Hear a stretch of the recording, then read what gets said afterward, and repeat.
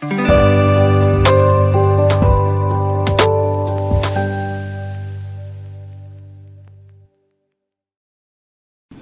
we're back right here on the morning show on KOSW 91.3 FM, the sound of the shores. Streaming 24/7 at KOSWradio.com and simulcast on North Beach TV, channel 68. Being joined by the Ocean Shores Fire Department, we have our new fire chief replacing Chief Ritter, or Chief Tyree, Chief Brian Ritter. Good morning, sir. Good morning. Glad to be here. Thanks for having us. And of course, she comes in quite occasionally. The PIO for the Ocean Shores Fire Department, Kara McDermott, or K-Mac, as I like to call her. Oh, I love this nickname. Can I get business cards with this? You're done. That's going back to the firehouse. Excellent. Yeah. So, you've been with the Brian.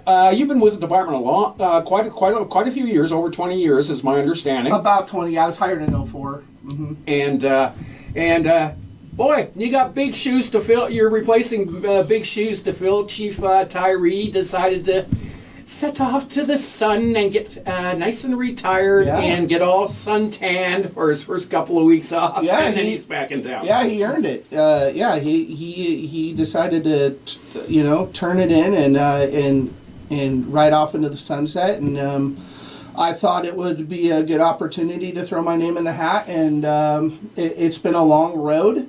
But I've worked in most all capacities in the fire department, from the bottom to the top, and was able to test through the ranks, and here we are. But to be perfectly honest, it's I'm having a lot of fun with it. I love the community that I've served for the last 19, 20 years, and it's not. I'm not going to say it's not difficult or hard, because there's a lot of politics involved with the position. But I will say that the talent that I have in that firehouse is, so seriously, it's we have extremely smart, talented firefighters that care deeply for the community, and so that makes it easy. And I also have just one heck of a assistant chief with Chief Mandela, and I feel super positive about the direction the department's going right now. Reestablishing our mission, our values, and our goals, and looking towards, 2, 5, 10-year plan, fleet management plan, so all that I'm really looking forward to. There's a lot of challenges, but that's what makes it fun and exciting, and I just think it's a great time for our fire department. It's the biggest and busiest time of year for you guys. Logistically speaking, it is like all hands on deck. It is the fire department Super Bowl this weekend. This is Michael Gershman for North Beach Community TV and NorthBeachNow.com here at the Ocean Shores 4th of July celebration 2021, and we are somewhere in between a war zone and a giant party, but we are having an adventure with fireworks everywhere. People are celebrating. Are you just ready for anything, basically? Well, what are the reinforcements coming in? Well, I was joking about this earlier. My 4th of July really starts tomorrow when I go back on shift as just your friendly neighborhood firefighter EMT. So we are definitely, we've been preparing for a year. We start our preparation on July 5th of the previous year. And a lot goes into it, from getting our rigs ready to go, getting our people ready to go, our tools, everything. And now we're kind of just at a point where it's like it's game on. So this weekend, we're going to be highly vigilant. We're going to make sure that our beaches are staying safe as people are going to probably start coming in. I'm going to guess tonight, and just start flowing into the weekend. We're anticipating more calls, and but yeah, all that leads up to the big show on Tuesday. But fireworks starts on Sunday. On Monday we have extra personnel, we have extra, patrolling beach units, and then we go into ops hours on the 4th, where we bring in a ton of extra hires to help us, manage the fireworks and the fire danger. And with the amount of time you've been here, Chief Ritter, Yeah. would you say over the course of basically since you've been with the department here and going through all of these 4th of Julys, are the guests that come to town, do you find they're getting more well behaved, or does it seem to be that things are kind of slacking off a little bit and it's going to take some more learning? I think generally speaking, everyone's pretty, when we go out there and we make contact with the general public, tourists and visitors alike, everyone's pretty respectful. That, the fact that we're able to keep that buffer zone 100 feet away from the dune grass, and we start our prevention really early in the day, even early in the week. We'll have brush rigs driving up and down the beach. We're going to be placing flags so people don't set up camp. Because one of the big problems we have too is after the 4th of July, the neglected campfires that people just leave burning, and that puts embers out into the wind. And so we really concentrate on not only keeping those fireworks, but keeping those campfires 100 feet away from the dune grass. But when we make contact with people, generally it's a good experience. People are very respectful. They know that we're there to help them. And obviously during the day things progress, and maybe people have a little more to drink, and things can get a little bit dicey as the sun sets and the fireworks start going off. But back in the day, when I first started, we sat on the roof of the fire department and waited for a call. That was the old Yeah. the older fire Yeah. department. Yeah. That's just right off JK. JK. Yeah, right off of Point Brown there. Right there, And yeah. we would literally sit there and wait for a call. Well, by the time we made it through to get to the actual fire, we started to realize maybe we need to be a little more proactive and not so reactive, because we are already shorthanded. I mean, so it's, we got caught in some dicey situations. So one of our former captains, who's since retired, we formulated this plan to bring in outside resources, to set up divisions, to, the prevention part, to increase the signage in the city.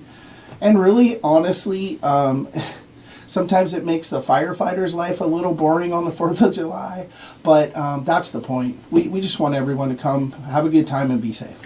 I've been noticing in my travels when I come in and out of town or whatever, I'm seeing those no fireworks signs, and they're very visible too, because they're in that in that nice yellow with black lettering and stuff, and it's like, oh, and that's always seems to be to me. That's one of the things I always end up reading about on social media.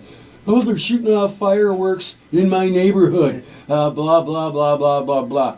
Now, does enforcement on that, are you going to be having Kurt, the fire inspector, or other people are going to kind of be cruising around the neighborhood, and OSPD too, I'm assuming?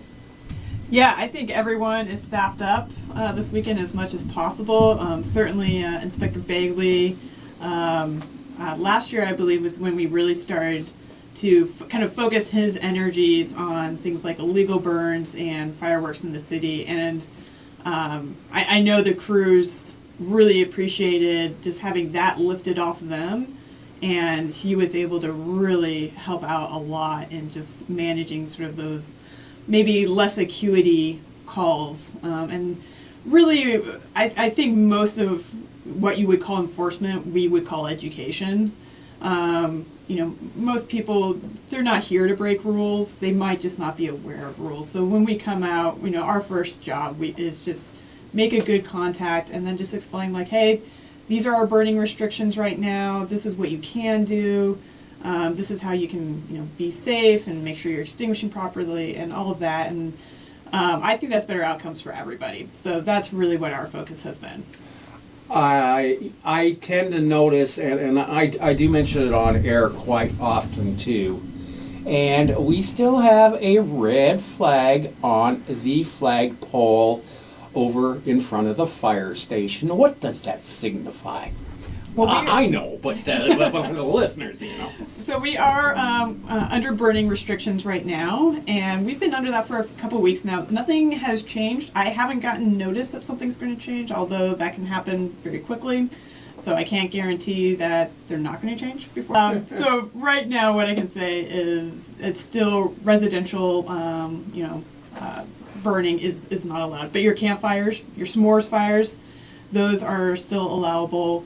You always like using that word in your The s'mores fires. Well, I like the imagery. It's a small campfire. You're not trying to heat, 10 people. You're just trying to cook a really good marshmallow. That's the size we're going for, and that's about no more than 3 feet across. And that's kind of, make sure you have a ring around it. Make sure you're putting out. I can't see a log.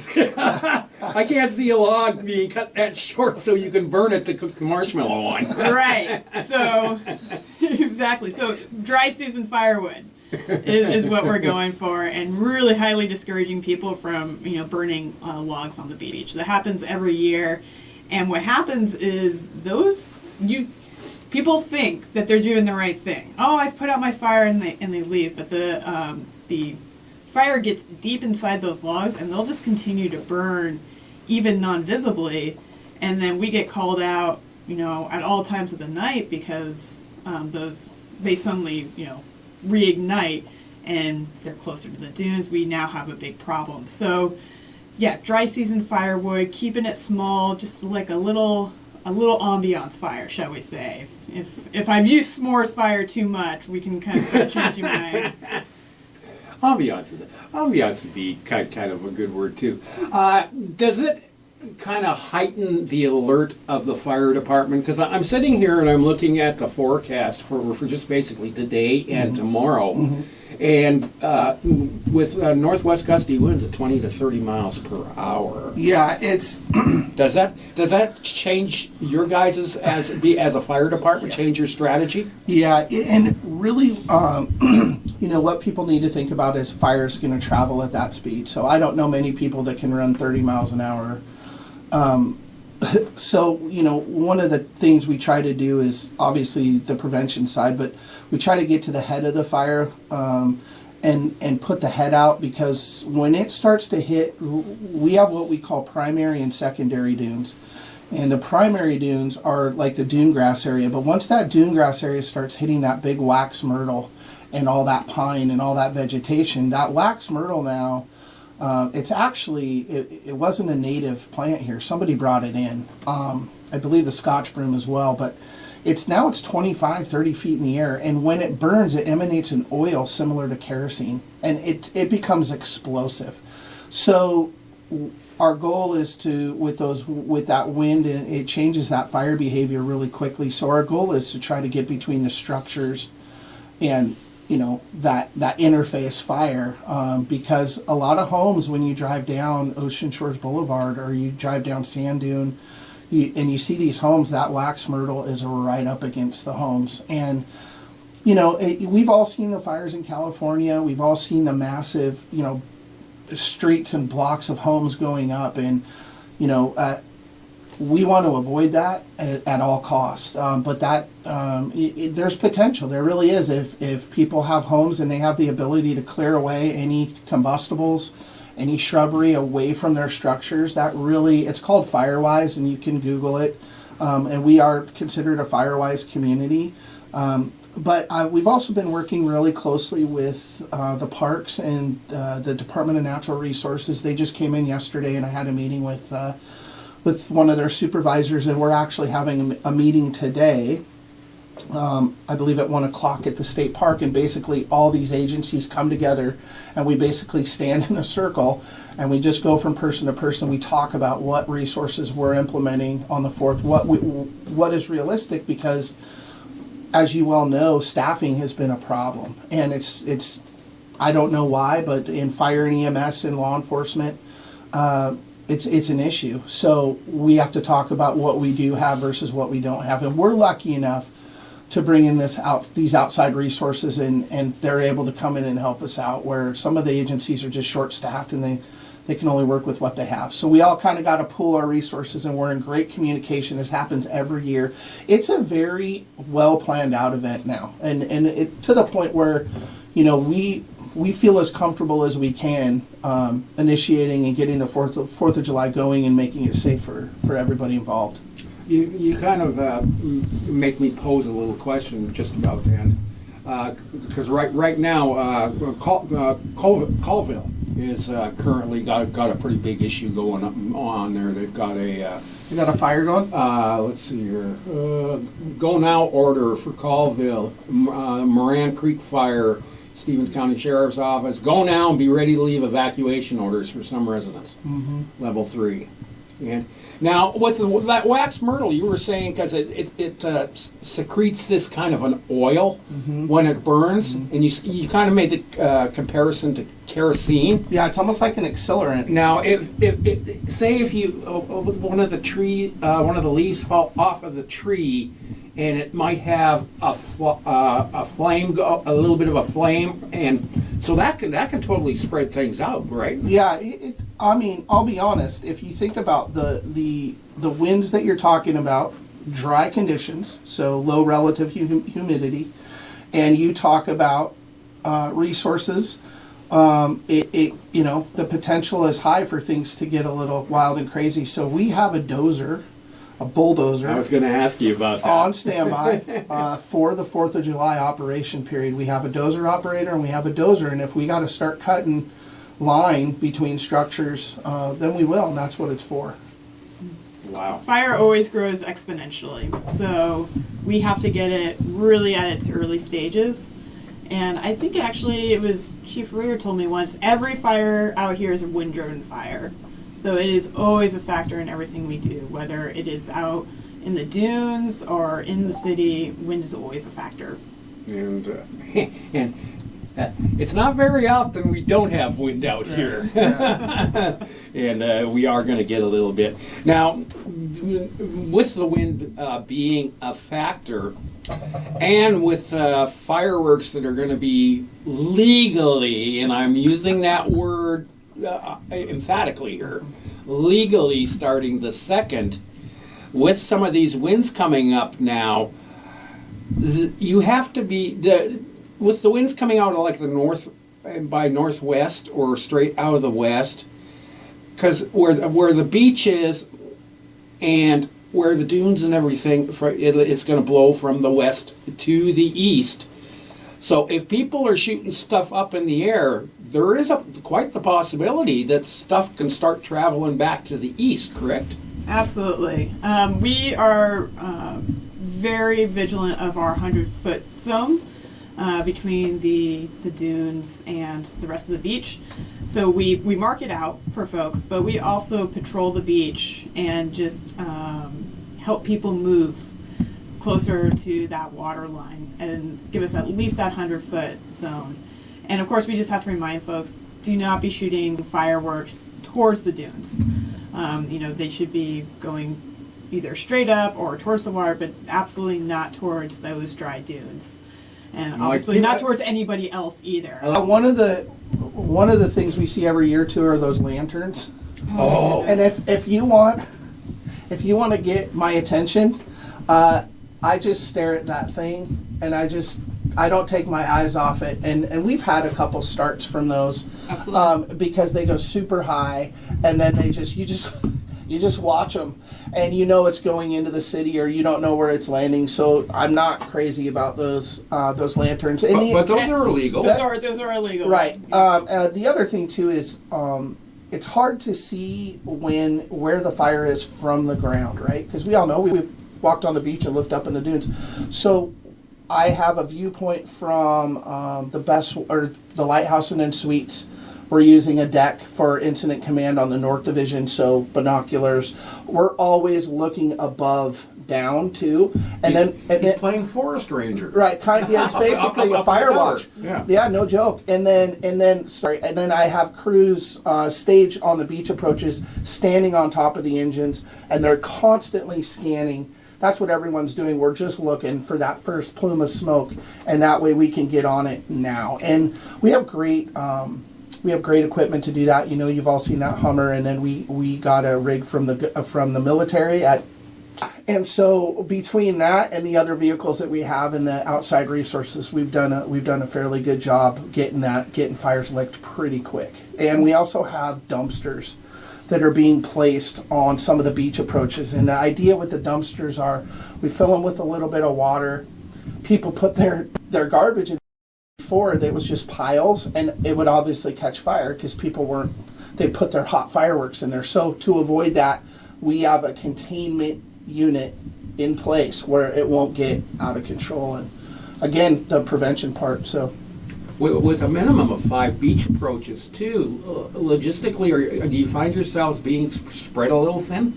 we have divisions, and that's a great question. We've split up.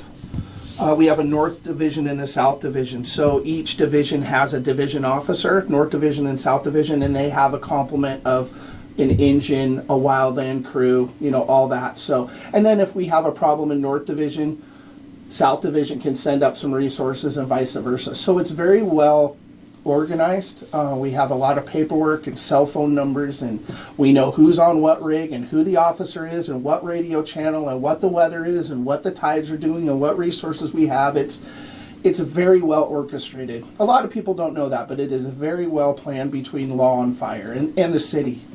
And speaking of tides, Kara, you were just kind of looking at tide reports a little bit ago. What are the tides going to be like on the 2nd, 3rd, and 4th? Yeah, this is something we always keep an eye on. It looks like on the 2nd and 3rd and 4th, it looks like our low tide is kind of in that 8 p.m. or like 6:30 p.m. to 8 p.m. over those. So we're not looking at high tide till like early in the morning. Yeah, so that's really nice because once again, when those tides get high in the evening, it will push people towards the dunes. So that gives us a little bit more beach for people to. And it can also go glug glug glug on vehicles. Yeah. Absolutely, and with the amount of vehicles that are down there. There's always some that they'll get stuck. Highly recommend before you hit the beach is one, know your approach, know where you came in on the beach, and which direction you went, about how far you went. And I always just recommend keeping a Post-it on you and actually writing that down, because if you get to a point where you need to call for help, you will not remember that. It becomes hard for us to find you or one of our friendly tow companies. So I also recommend writing down some numbers of tow companies, because we can't tow, just in case you get into trouble. Let's see, 1, 2, 3, 4. I can think of 5 of them offhand that'll come and help get you unstuck. And I am sure they are also staffing up for the weekend and making sure that they have folks available. And it's not like our beach has signs where the beach approaches are on the beach itself saying, okay, this is this approach here, and you mosey on down, oh, this is the Butterclimb approach right here, blah, blah, blah, blah, blah. I mean, honestly, just take a look at your mileage on your car as you're getting the, you do your little trip counter there. Those are kind of the little tips and tricks that I've learned over the years. Also, I like it when folks have big signs or flags or something that distinguishes their car. Because if you tell us, hey, I'm in a white car with my hazards on, that does not give us enough information to work off of, I promise you. So having something that distinguishes, one, we give you style points. So, I mean, there's that. But also it will help us find you quicker. And actually, Ritter made a great point this morning. If you do run into trouble, maybe you get a burn or a minor injury, it's so helpful to us if you're able to either get to an approach or actually just come all the way into our fire station, which is going to be manned. Now the aid room will be open. Oh, yeah. Aid room is always open, and our station will be manned, and that helps us not try to move around too much on the beach where it's super crowded, there's a lot of chaos, trying to find you for something that we can treat much better at our aid room, or even we keep first aid at our approaches too. You'll see our big engines. Those are going to be staffed with firefighters, EMTs, medics, so that's a place you can go instead of trying to get us to come to you for those lesser injuries and saving our saving those resources for the higher stuff. Now, they probably will come to you if they end up blowing off like 3 fingers or something like that. I would hope so. That's what we're here for. And you know, No, you don't want to be here for that, though. we don't want to be, but we are prepared to be, and that has happened. So we, like I said, we are on high alert and high suspicion that we are going to have to really kick it into gear. So. And I do recommend when you're driving down the beach, really go slow. Kids are at bumper level. And they're darting out. There's so many distractions. There's beach toys, there's kites, there's fireworks, there's alcohol, there's smoke, and there's fog, right? You put all that together, and it's just a recipe for disaster. So head on a swivel, drive slow, don't be on your cell phone, taking pictures and all distracted, because things happen very quickly. And I also recommend when you're driving down the beach, have your windows closed. I made the mistake of being in a brush rig, and I had 2 guys with me, and I had my window down because I'm listening for things, and a mortar landed right on our dash. Oh, boy. And I didn't have my gloves on, but I had a glove on the dash, and I knew it was going to get bad or really bad. So I grabbed my glove, I grabbed the mortar, and I hucked it, and before it hit the ground, it exploded.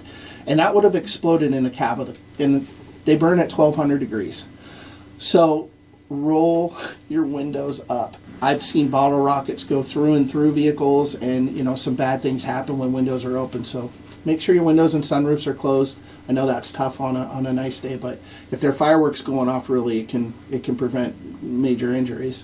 And the beach is a state highway, Yes, sir. and 25 mile an hour is the speed limit, but Emphasis on limits. Limits. Yeah. Well, Ocean Shores Boulevard. Emphasis on limits. Yeah. There. That's my little gripe for the day.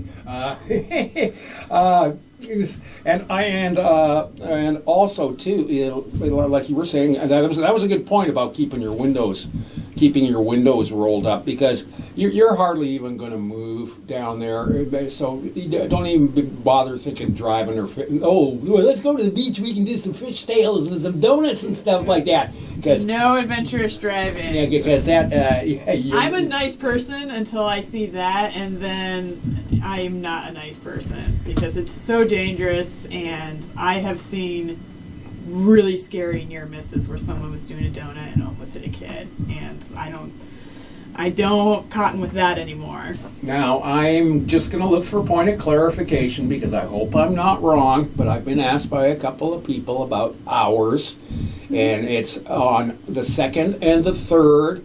It's noon to 11. That's what I reinforced, and noon till 11:59, not midnight. 11:59. But right. I don't think anybody's going to really fudge on 1 minute. so anyway. So 4th of July, you can go until 11:59, but we do shut it down an hour earlier on the 2nd and the 3rd.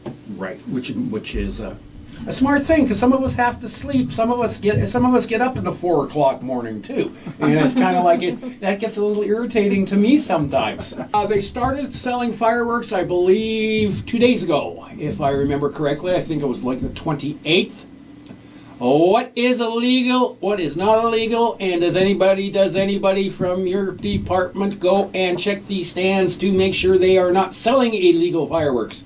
Well, this is a hard thing to talk about over the radio, just because it is a visual thing. But the words you want to look out for, as far as illegal, are bottle rockets, firecrackers, sky rockets, lanterns, missiles, balloons. Those are your no-no words. So you don't want to buy anything like that. My recommendation is Washington State Patrol actually has an excellent visual guide. Very easy to Google, and they will say this is legal, this is not legal, and we actually also have that up on our Facebook page, so you can go there and just see the guide, and that's really helpful. It is one of them. I mean, there's been some pretty impressive videos, and I will say it is one of the most impressive things I've ever seen. I mean, the amount of money. Every aerial that goes up, I'm like $20, $20, $20, and it's all night long. Yeah. It's from and it's as far as the eye can see. So it is really cool to watch, but I kind of agree with you. I like to watch from a safe distance, and we really don't want to put any resources on the beach unless we have to, just because we get so clogged and it's so hard to get in and out. But if there's an emergency on the beach, we'll be there. But we don't like to put anyone on the beach unless we have to, unless it's driving that buffer zone, throughout the evening. And when he's talking about it's like ambulances and that kind of thing. Obviously, we will have our brush rigs going through the beach and just, like I said, trying to get that education out there and just protect that 100-foot zone. Mm-hmm. Now that brings up a good point, and you guys might not be the one to ask. I might have to ask Chief Logan on Monday. But from the Chance approach to the Pacific approach, there's not supposed to be vehicle traffic. That's correct. In there. Now, is that an exemption on 4th of July for parking? For us, it is. Well, for you, Yeah, I can yeah, imagine. Yeah, I don't think so. I think that it's still a no driving zone.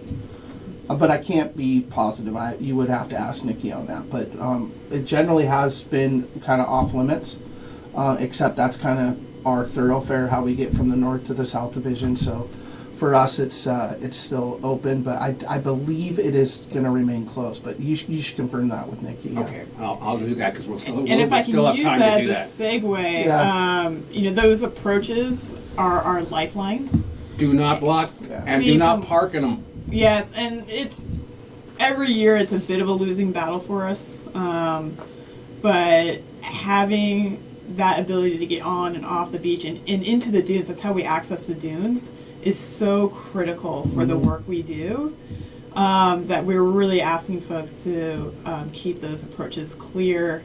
And if you see us come through with our red lights, we're not just impatient. We need to be getting somewhere. Mm-hmm. So please, just like you would on a city street, you see us with our bright lights, with our sirens going, move over, give us space, and just help us get through, because time is of the essence with the wind and with everything else going on. And just for a little public service reminder, if you are new to town or you are in town visiting and you happen to be listening, if you're thinking about driving onto the beach, do not use the Butterclam entrance beach approach, because you will not be getting on the beach going that way. Mm-hmm. That is correct. Yep. And that's a thoroughfare for people walking their dogs. Yeah, So yeah. The other thing too Because that's where I always walk. Is this the just Butterclam? Yeah, it's Yeah. just down from the house. The other thing that we always run into during this time of year too is the riptides and the kids in the water. And I saw an interesting post you guys put up too about the riptide and how you can tell I'm from a going to have distance. to be a little snarky here. It's rip current. sorry, Rip current. Sorry, rip current. Rip tide isn't a thing. We always Thank add you for the education. Thank you, Karen. Thank you. Well, we'll talk about that later. Yes, sir. Thank you, Karen. Wait, no, you have to wait till tomorrow because she's not on duty right now. That's true. That is true. Except she's going to be walking to wherever she's going to walk to, because I saw her. She came in with you. Good thing we didn't drive together. But life jackets, man, I can't encourage that enough for people. If you're going to swim in the Pacific Ocean, the water's 52 degrees. Our body temperature is 98.6. I don't care how hot it is. It is cold water. Mm-hmm. There are rip currents. Yeah? Thank you, sir. Are we good? Yeah. And if you find yourself pulled out, don't try to fight it. Don't panic. And try to swim parallel to the beach and swim yourself out of it. You're not going to win against a rip current. You're going to not panic and swim out of it. Don't swim against it, because it's always there. Yeah. So, or just focus on floating until exactly you float feel on your it back. release you. Just relax. We don't have surf rescue.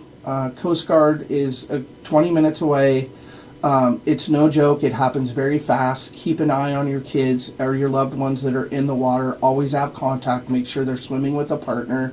And, you know, a lot of things that most people would think are common sense, honestly, people are here on vacation and they just want to have a good time, and they're really sometimes not aware on how to recognize a rip current. So if you have any questions about, you know, reading what we call reading water, looking at water and actually recognizing where those are, on our Facebook page, we have a diagram of what that looks like. And to be honest, one of them is right out from the Shiloh, from the Chance approach. I mean, generally it kind of moves a little bit, but that's the first place when people come to Ocean Shores. They go right out to Chance, they park their car and they jump in the water. And really, you know, our biggest enemy, whether it's a rip current or a fire or whatnot, is time. And so we want to just prevent those things from happening and really advocate life preservers for kids.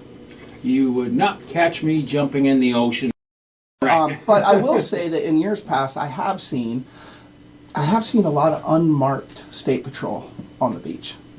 Just keep that in mind. So I think sometimes they might send their rookies out for some good training, and so there is enforcement out there. It's not like this isn't the Wild West. And my advice to people is, when they come and visit our beautiful community in our city here, pack it in, pack it out. If you're not going to do it at your house, please don't do it in ours, and just be respectful. And generally, we've had stuff happen, but it's been pretty nothing major. So we've done well. When the night ends, sometimes we run into problems with people trying to get off the beach because everybody wants to get off at once, and they've been consuming, some of them, and so sometimes we've run into problems there. So I guess pack your patience. And it's hard in this day and age to have patience, I know, but you got to have patience when you're out there on the beach and you're trying to get off our Patience in a bucket, because a there you bucket go. will help you put out your fires. There you go. It will... And driftwood is the worst. Don't burn driftwood, right? Yeah. Yeah, we want you to, even on the beach, we want you to use dry season firewood. There's stands around here, grocery stores, that's kind of where you buy it, and that's what we'd ask you to use. And no accelerants. So, yep, there's a wind, we know that, but don't give your wood any help. Wood's got to burn on its own. Now, proper extinguishment of these fires, because you had told me before one time in the past too that you can bury your fire in the sand, but it still has embers and stuff that'll go through, and it will burn dogs' feet, people's feet. Yeah, actually, we ask folks not to bury. I know that is a common tactic because, hey, there's plenty of sand and it's easy to do. But that actually does not take away the danger, it just hides it. So we need everyone to extinguish with water. And I will quote... It's not like there's a lack of water. Right, and that's why I say bring a bucket. I mean, the bucket's everything for you. But Caleb Towery always used to say to me, if it's too hot to touch, it's too hot to leave. So often people just bury it and we're like, okay, I'm done. No, we need you to extinguish with water, make sure it's fully out, and that's another reason why we don't want you burning those driftwood logs, because it's almost impossible for you to put those out. We will have a log reignite over and over and over again, even after we've come out and drowned it with our equipment. So just use a nice small firewood and the s'mores fire, which I know you love it when I say s'mores fire. So When you drive down the beach, when people are getting set up, like Kara said, like right now, people are coming, you can see some pretty impressive setups that people have. I mean, they're coming in with truckloads of wood. They're building these huge pole wind blocks. I mean, they have this down to a fine science. So what we try to do is catch them while they're under construction. And just educate them on, hey, that truckload of pallets you just pulled up with, what are you going to do with those? You know, yeah, so we want to keep those fires. They do become a problem. We spend, I want to say at least 3 hours after midnight running up and down the beach, you know, putting those fires out. But, you know, I've seen cars on fire, I've seen couches on fire, I've seen, 15 pallets in the air on fire, and, and a mob of people that maybe aren't too happy when you show up. It's a little intimidating, and can be a safety factor. But generally people are pretty respectful and they understand that, we're here to keep them safe. And, but yeah, so we try to get them early. on a wetsuit. Yeah. Yeah. And it's pretty cold. And I want to just piggyback on that. One thing that I see, when we talk about supervising swimmers, it needs to be close proximity. And often, we might have folks that are like, oh yes, I'm watching, my young or my inexperienced swimmers, but they're up the beach a little bit. Maybe they're sitting down in front of the fire and they've got an eye on, but really, when we talk about supervision with ocean safety, you need to be right there with them in the water, because things happen so fast, and you just never take your eyes off, your people that are in the water, and that's the thing I would want to make sure we emphasize as well. Right. And when people tend to come to ocean shores, especially for this particular, it's not technically a long weekend, but probably a lot of people are probably going to be taking Monday off too.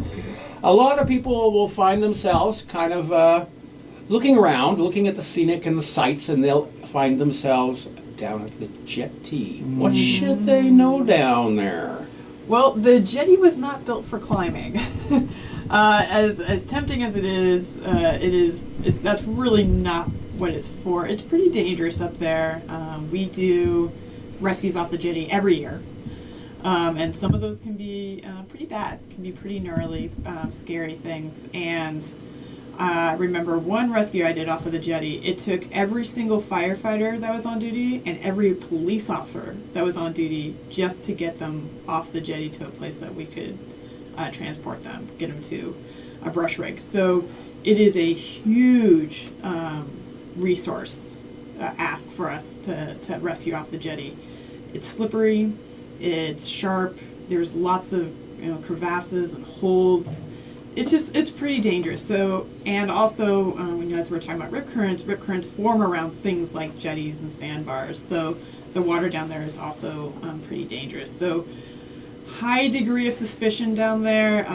Just be even more diligent, more vigilant, and really, Stay off the rocks. Stay off the rocks. Yeah, I call it the washing machine, because if you're at the jetty, that part on the inside of the jetty, that right there where the water, it kind of swirls, and really when people dump in there, it just pastes them on rock over and over, and they just get pounded, or they'll fall in between the rocks on the jetty. And people don't realize, I came from the Puget Sound area, people don't realize when we talk about tides coming in and out here, it can be a rapid change of conditions. So now we have somebody who's stuck in a crevice and we have water coming in, and it's dicey for us. It's dicey for us. We'll call the Coast Guard. We've had to helicopter people off the end of the jetty that have been injured, and it's really just super dangerous to climb on those rocks. They're slippery,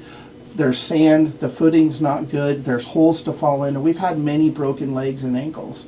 And many people get stuck inside. I think it was last year I went on one where someone had gotten stuck in one of those crevasses, and it took several hours. And because those rocks, they suction to you basically, and we had to use the hydraulic tools, the jaws of life. And we just barely got enough where we're like, I'm sorry, this is probably going to scrape you up, but we got to go now, and had to pull her out. So that's a great point. I'm glad you brought it up. The jetty's I go down there just as a civilian off duty sometimes, and I see people up there, and I'm just like, we'll get them down there, especially during big storms, the storm watchers, and they'll get on the jetty, and we're talking 30, 40, 50 mile an hour sustained winds. And when those king tides come up and the tides roll up, they're throwing logs around like toothpicks. I'm not joking. And we've had people who have gotten rolled by logs and their tonnage, and so they've been airlifted critical to Harborview, because they're just not thinking that this could happen to them. But that's the thing, anything we're talking about happens very, very quick. So this is where the common sense is. If anything in your gut is telling you maybe I shouldn't climb on this, maybe trust your gut. Yeah. And what I used to do, and I actually shot a couple of videos and made a couple of reports for the station here when we were having some king tides and a real rough storm. I went down to the jetty, but there's the jetty, and then there's that little access down beside the jetty, and then there's kind of like a big bluff Yes. which is now caution taped off, I guess, because of erosion problems. And I planted myself up there, safe place, but logs were rolling up, and I was at the top. And I mean, those logs were coming within 3 feet of going over the top of that. Yeah, it's crazy. Okay, one more last topic, real quick, because it's already 9:55. This happens all the time. Time doesn't it? always flies. Starting Sunday, temperature 61 degrees and sunny. Monday, 61 and sunny. Tuesday, 65 and sunny. What kind? Now, a lot of people don't realize, just because the temperature says it's 61 to 65, if you're in that sun, you're going to feel like you're 75, 80 degrees. What type of precautions should people take? Hydration. Sunscreen. Yes, just be aware. You're out in the elements, the wind, with the sun. You're gonna get dehydrated faster. We get actually a lot of complaints for dehydration, and hydration is things like water. And if you want to get a little crazy, maybe you try a little water. Water's the matter with that? Yeah. We get a lot of folks, I know when we had that really hot day, ran a lot of calls where folks were like, yeah, I've been drinking, all day. And I'm like, well, what have you been drinking? It's like Diet Coke. And I'm like, that's not going to do it. No, that's like drinking coffee. Yeah. Exactly. We need you to drink some water, drink water, eat good food, and wear the sunscreen. Kind of get out of the sun when you can, get in the shade. And because... yeah, it'll sneak up on you. Everyone's having a good time, and but just take care of yourself, take care of the folks around you. Yeah, even though it's cloudy or there's overcast, people don't realize that they're still getting those UV rays, and we've had people really sunburned, unbeknownst to them. So and the other thing they could be drinking all day is alcohol, and we know that will dehydrate you as well. Alcohol. So, who ever thought right? over a long weekend at the beach drinking alcohol? Crazy. So wear your sunscreen, stay hydrated, bring your life jackets, pack it in, pack it out. When you pack your clothes, pack your brains, and just use common sense, right? And when you think about our community, think to yourself, if I wouldn't do this in my community, maybe I shouldn't do this here, and we're going to be fine. And we've been talking to the chief of the Ocean Shores Fire Department, Chief Brian Ritter, and the public information officer, Kara McDermott, or K-Mac, as I like to call her. That's the only thing I'm going to answer to from now on. K-Mac. And about any final thoughts, final words? We are excited to host 4th of July, although it can be very stressful for us, and we prepare for it all year. We really do love to see people enjoying the community, and we just want to welcome everyone out for a safe and fun time. That's what we're here for. We want you to have a safe and fun time, and we just really appreciate all the people that have partnered with us. Those can be our residents, our visitors, our hotels did a really big push to get the information to all of their guests. And people are so generous about offering help and partnering with us, and we just want to do a shout out and appreciation for them, for our police, for our city, and we're looking forward to hopefully having a great 4th with everyone. And I'm just gonna toss this in there too. Please do not call 911 for people setting off fireworks in your neighborhood. Call the non-emergency numbers of either the police or the fire department, and they will take care, because they only have like 5 dispatchers down at Main Dispatch there in Aberdeen. That's for the whole county. Well, not only the whole county, they dispatch for, I believe, over 18 different agencies and some of Pacific County. So Ocean Shores is just one entity on the 4th of July, and any way that we can avoid inundating them with 911 calls that might not be appropriate would be the best. Yeah, I agree. Don't call 911 if someone's lighting fireworks off in your neighborhood. Call the non-emergency. And like Kara said, Kurt will be running around in his rig. Our station's fully staffed. We made preparations for that to keep our city protected, as well as the dunes. So.